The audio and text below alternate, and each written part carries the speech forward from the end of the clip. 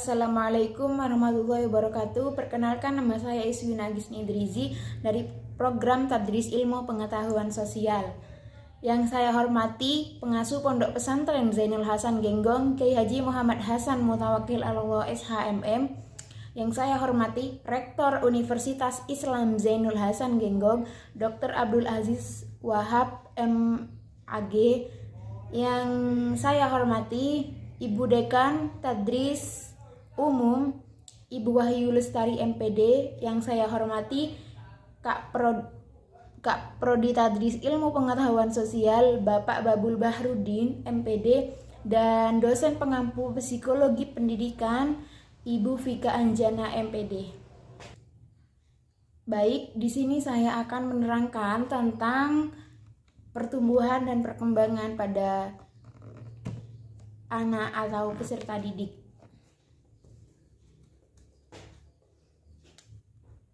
Kalau kurang jelas ini ya. Yang pertama yaitu perkembangan. Apa sih perbedaan perkembangan dan pertumbuhan?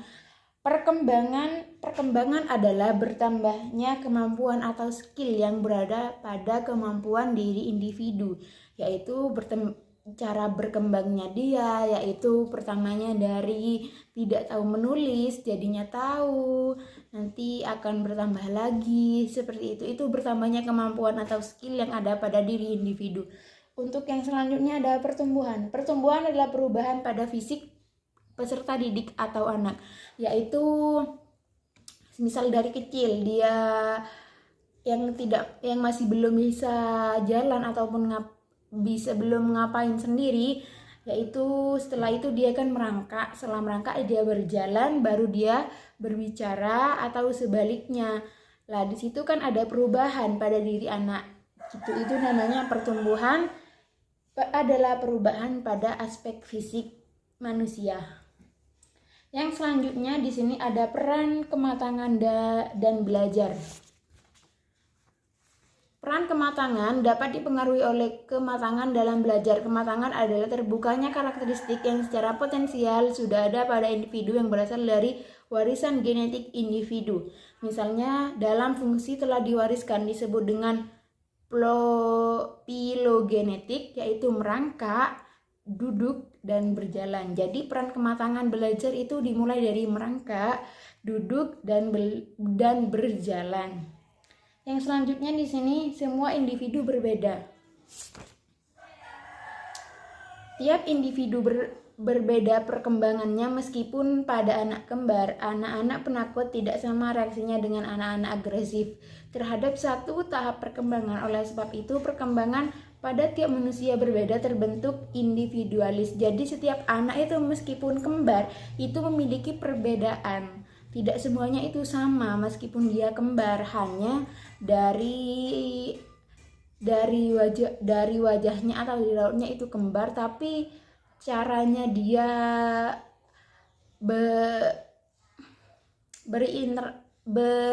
kayak berjalan, merangkak, atau tahap belajarnya dia itu berbeda. Yang selanjutnya ada perkembangan dibantu oleh rangsang.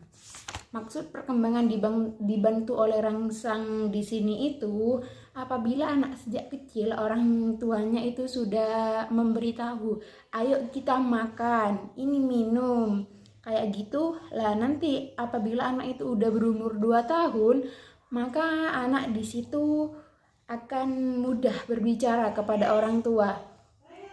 Di sana itu berbicara, terus orang tua ngasih effort dan anak itu nge-feedback balik dari situ. Yang selanjutnya, setiap tahap perkembangan mempunyai resiko. Setiap tahap perkembangan mempunyai risiko, berarti hal yang dapat menyebabkan antara lain dari lingkungan anak itu sendiri. Bahaya ini dapat mengakibatkan terganggunya penyesuaian fisik, psikologis, dan sosial. Lah maksudnya setiap tahap mempunyai perkembangan risiko di sini. Apabila anak itu jatuh, lah nanti dia kan sudah takut mau berjalan lagi, kayak berlatih berjalan. Apabila di suatu saat dia jatuh, maka dia kan udah takut, itu trauma, kayak trauma gitu. Jadinya anak itu udah gak mau lagi belajar berjalan.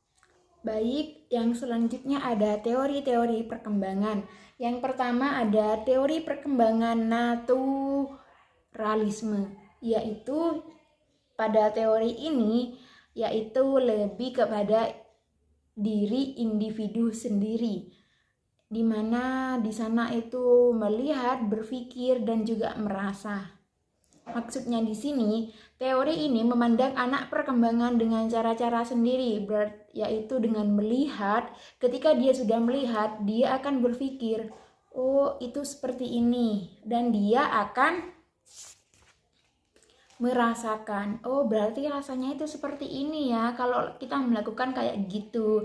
Lah, dari situ itu maksudnya seperti itu. Yang kedua ini ada etologis, yang mana etologis di sini adalah suatu tentang tingkah laku manusia dan hewan dalam konteks menyatakan bahwa perkembangan manusia ditentukan oleh seleksi alam. Seleksi alam tidak hanya terjadi pada fisik seperti warna kulit, namun juga pada beragam tingkah laku peserta didik atau anak tersebut. Jadinya etologis itu yaitu tingkah laku pada peserta didik atau anak. Yang ketiga ada perkembangan bahasa. Perkembangan bahasa menyatakan kemampuan berbahasa adalah bawaan manusia yang memiliki makhluk lain, yang tidak dimiliki makhluk lain. Kemampuan berbahasa telah dibawa manusia sejak lahir. Maksudnya di sini kita akan kebanyakan yang berada di daerah sekitaran mana dah? Probolinggo. Lah kalau di desa saya itu anak sejak kecil itu tergantung dari keluarganya atau dari warga sekitar. Lah di mana di situ kadang ada yang berbahasa Madura, ada yang berbahasa Indonesia.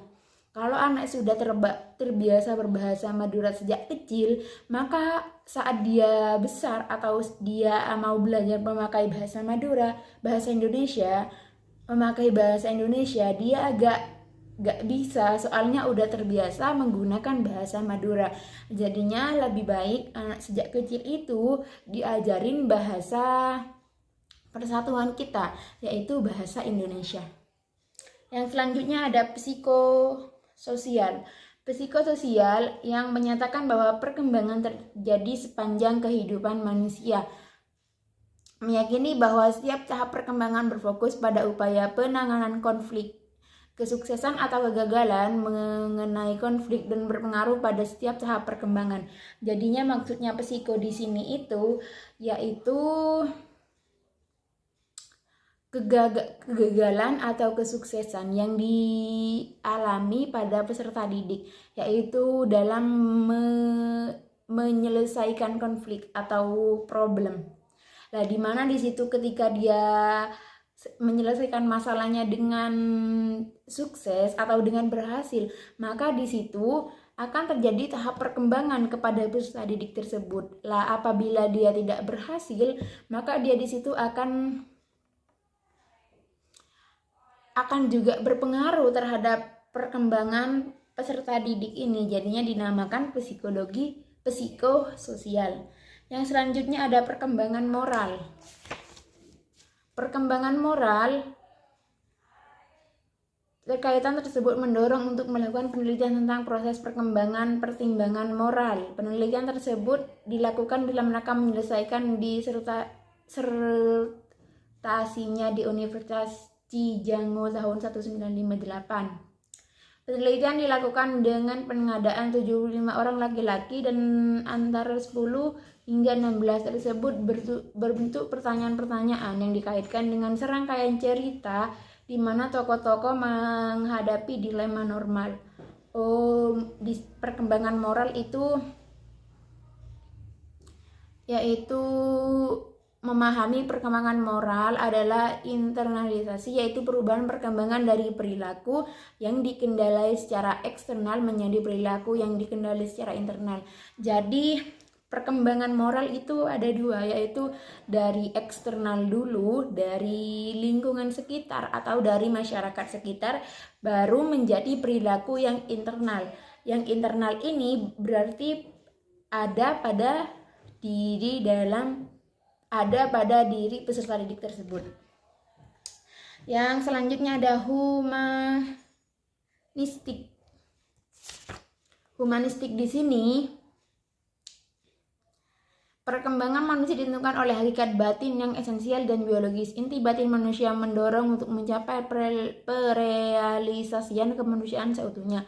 Pada sejumlah orang melakukan aktivitas diri, mereka cenderung merdeka dari tekanan budaya yang tetap mempertahankan kapasitas untuk memandang dunia secara spontan, agak segar dan lugu seperti anak. Dengan kata lain, menyatakan bahwa manusia yang merdeka dari tekanan budaya yang dapat kesempurnaan perkembangan, itu humanistik. Yang selanjutnya ada psikoanalitik. Psikoanalitik ini yang adalah teori yang menekankan pada pentingnya peristiwa atau pengalaman-pengalaman yang dialami anak, khususnya situasi kekacauan mental. Jadinya di sini itu pengalaman yang dialami secara mental, dari dalam mental, berarti mentalnya kita, kayak seperti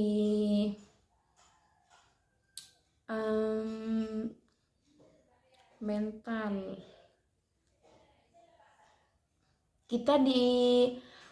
kita takut mau masuk ke rumah hantu dah, misal mental itu kan, kita kan harus menyiapkan mentalnya kita dulu lah. Di situ kan kita sudah punya pengalaman kan, bahwasannya di rumah hantu itu tidak serem begitu, ternyata itu cuman hanya sebagai hiburan lah buat kita gitu. Itu maksudnya. Mohon maaf kalau contohnya saya salah. Baik, yang selanjutnya, yang terakhir di sini ada tahap-tahap perkembangan manusia dalam pandangan psikologi. Yang pertama, kita mulai dari tahap bayi. Masa bayi yaitu dimulai pada usia dari 0 sampai dengan 2 tahun. Dimana pada masa itu bayi langsung lewat inderanya, mereka tidak mengetahui ide atau mikiran apapun, mereka hanya merasakan panas, dingin, enak, atau sakit. Berarti pada masa bayi belum bisa berpikir ataupun juga ngapa-ngapain. Nah, selanjutnya pada masa kanak-kanak yaitu usia 2 sampai 12 tahun. Masa ini dimulai ketika anak sudah memiliki interdependensi baru. Mereka sudah bisa berjalan, terus berbicara, makan sendiri, minum sendiri, dan sudah berlari ke sana kemari. Anak masih melekat pada hal-hal yang konkret. Mereka belum mampu memahami hal-hal yang bersifat abstrak. Pemikiran mereka masih terbatas pada hal-hal yang bersifat pra-operasional dan operasional konkret. Lah, dimana pada masa kanak-kanak itu yaitu masa yang paling suka, yaitu masa bermain. Yang selanjutnya pada masa kanak-kanak akhir, yaitu pada usia 12 sampai dengan 15 tahun. Masa ini transisi masa anak ke masa dewasa. Anak berada pada tahap prasosial, di mana anak hanya memperhatikan apa yang berguna bagi dirinya. Sedikit saja dari mereka yang memiliki kepedulian terhadap menjaga hubungan dengan orang lain. Biasanya anak pada masa 12 sampai 15 tahun itu menjaga hubungan terhadap dengan orang lain, yaitu kayak kan biasanya ada yang masih kecil udah tahu yang namanya pacaran kan ya. Itu ya pacaran bohong-bohongan itu kan masih belum terlalu, itu kan masih mau menganjak ke masa dewasa. Yang selanjutnya tahap masa dewasa yaitu pada usia 15 sampai yang ini terakhir masa dewasa yaitu pada usia 15 sampai dengan akhir hidup. Pada masa ini anak mulai merasa malu berhadapan dengan lawan jenis karena kesadarannya terhadap perasaan seksual yang mulai meningkat.